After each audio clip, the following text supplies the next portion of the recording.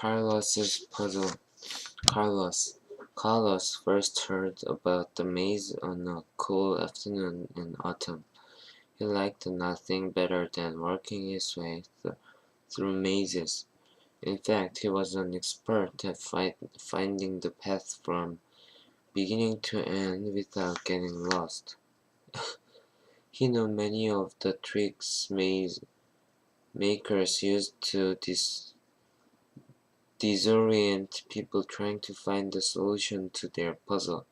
He was in the kitchen creating his special ham sandwich with ham, lettuce, onions, pickles, mayo, mustard, and peanut butter, when his mother came in with off-barked once, wagged his tail, panted at the ham, sat down, and stared up at Carlos. Alf knew that Carlos would feed him because Carlos always fed him. Carlos did everything for Alf. He filled Alf's bowls, took him for walks, and brushed him when he was matted. He even let Alf sleep beside him. Carlos tossed Alf a small piece of ham and went back to creating his masterpiece. "Have you told Xavier yet?" Carlos asked as he folded his sandwich together and took a bite. Xavier was Carlos' big brother, and he had no interest in mazes whatsoever. "Not yet." "He will hate it, you know, if it doesn't have something to do with sports. Well, you know what I mean." "I know, he won't be thrilled," Mom said as she worked. "But we went to the sportsplex for him. It's time we are doing the maze for you." Xavier burst into the kitchen as Carlos was putting the dishes into the dishwasher. Xavier was wet, loud, and invigorated. "I did it again," he boomed, as he opened the refrigerator door and yanked out the ham. "Make me a ham sandwich, little bro, because I'm the man. I'm king of the playing field with 3 base hits and a home run, and I deserve a reward." Carlos considered telling his brother to make his own sandwich when his mother stepped in and told Xavier that a big star like him was perfectly capable of making his own sandwich. Xavier had long ago convinced his little brother that the things Carlos was good at didn't matter. Carlos got better grades in school, he was an expert chess player and an excellent cook, and he was brilliant on the computer, but Xavier could not care less. "Play chess with me, Xavier," Carlos would say. "Chess? Why would I play a boring game like chess when I could be hitting home runs or making touchdowns? Let's go out and throw some passes, little bird. Or are you afraid you can't catch anything it might throw your way?" As Xavier ate his sandwich, he learned of the family's trip to the maze. "What's a corn maze?" Xavier asked through the mouthful of his monster sandwich. "They're like the mazes in my puzzle books, on 3D and made by cutting paths through stalks and cornfields," Carlos explained. "Some of them are based on hedge labyrinths designs that are hundreds and hundreds of years old. Most of those are easy to walk through. Carlos added. Some are more modern in design, take up a crash of land and take hours to solve. The one we are going to is supposed to be difficult, but not impossible. Sounds fascinating. Xavier mutters sarcastically. I'll stay with a friend.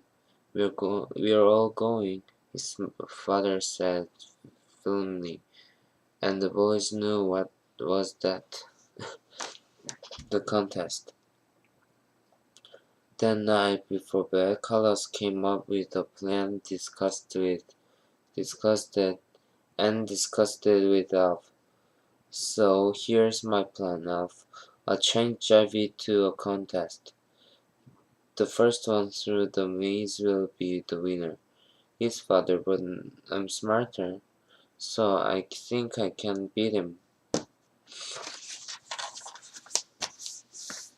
Javier was on his bed in the room, and he and Carlos shared, lost in the tiny music that was leaking from his headphones.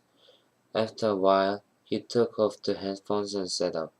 So, little bro, he said, if I have to go to this boring maze, maybe we should make a contest of it to make it more exciting. Carlos couldn't believe his brother was really going to suggest the exact same thing he had just thought. He couldn't have planned it better. How about it if we say the last one through the maze does all the chores in the house for a month? Xavier continued. Well, okay, Carlos said, trying to calm. It's a deal then, Xavier agreed, and then he laughed. Carlos and his family peeled into the car the next afternoon to drive to the farm with the corn maze. When the people were settled, Alf crawled in and promptly fell asleep on Carlos's feet. As Dad drove to the farm, Xavier mentioned the contest at least 10 times. He set up rules and boundaries. He reminded Carlos to prepare for a very long, exhausting month of chores, and told him over and over again that he had no chance of winning. Carlos didn't answer Xavier, not even once. The maze.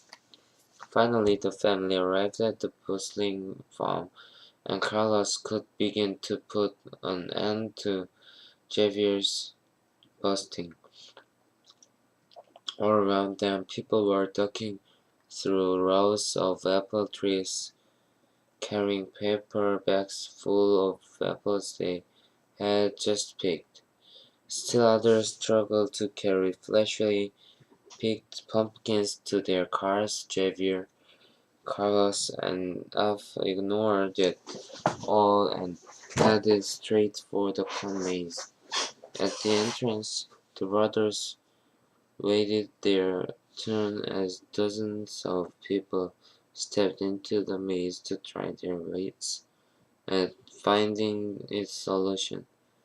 The trio inched closer and closer. Alf panted heavily in anticipation. 1, 2, 3, go! Xavier shouted as soon as it became their turn. Xavier took off, disappearing quickly onto the first path to the right that cut through the tall brown corn stalks. Carlos and Alf did not move.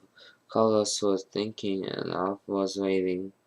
Okay, Alf, Carlos finally said, This may be one of the most difficult mazes we've ever tried, but we are clever, and we can still beat it.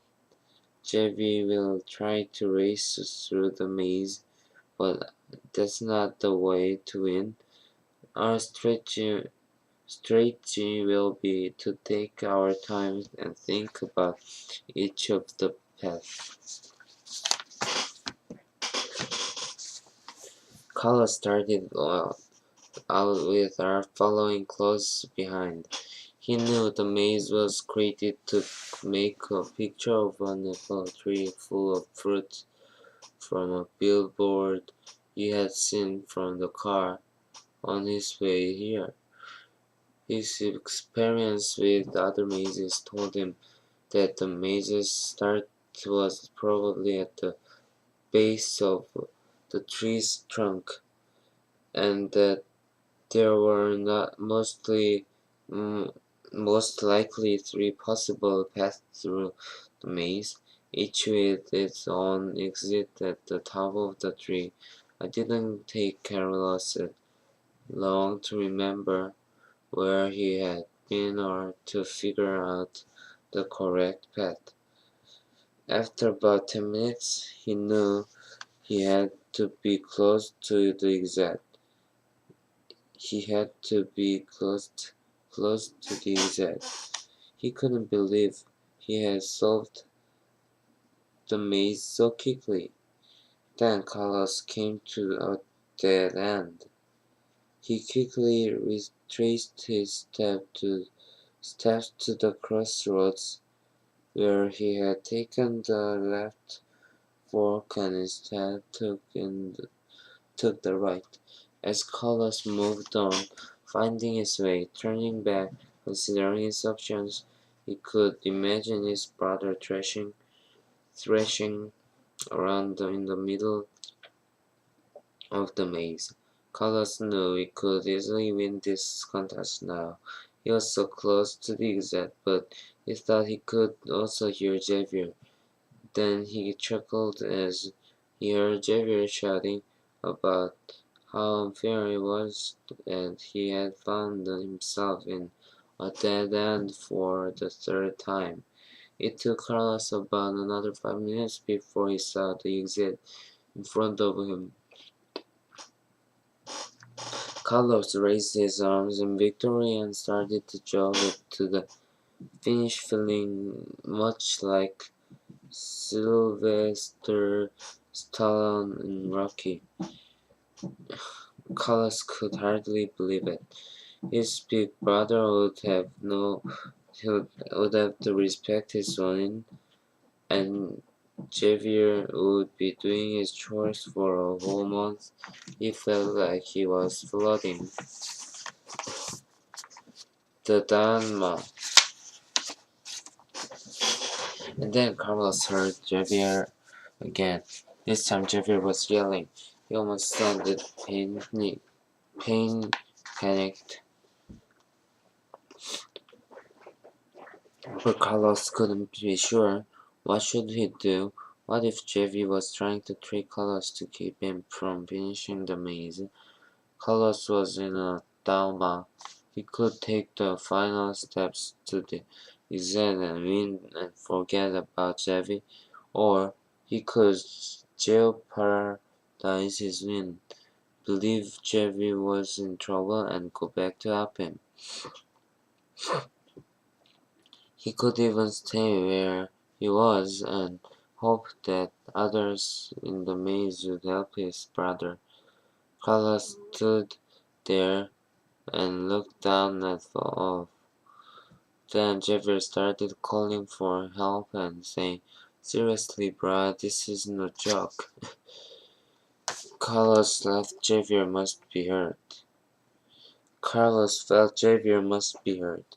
He had to do something, so he retraced his steps.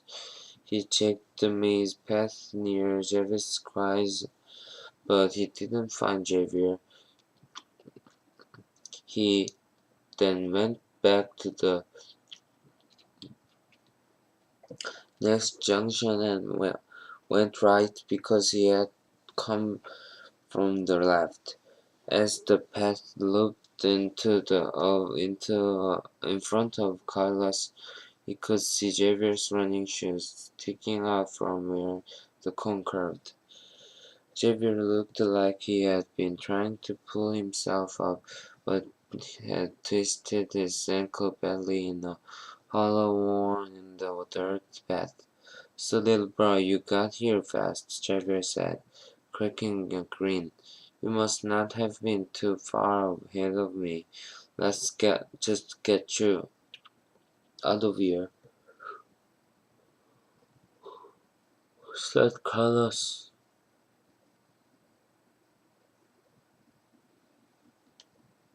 as Javier threw his arm around Carlos's shoulders to support his weight.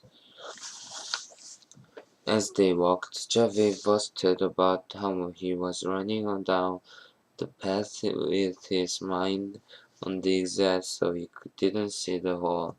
He was going so fast and it was such a surprise. Not even Hercules Hawks could have stopped himself from going down. Crash and burn, Javier said. It was a fantastic wipeout. I'm glad you weren't too far ahead, he continued. I tried to walk, but when I tried to put weight on my ankle, it just gave out, and I surely wasn't going to hop all the way out the wind. Actually, Big Bro, it was almost out when I heard you yelling. Carlos said quietly. Javier looked up. He could see the exact clearly. His storytelling had distracted him from the fact that they were still inside the maze and still in the contest. Well, what do you know? What do you know? Javier said, looking his little brother in the eye. It looks like I'm doing chores for a month. Carlos saw the flash of pride in Javier's eye before it disappeared. That was better than winning.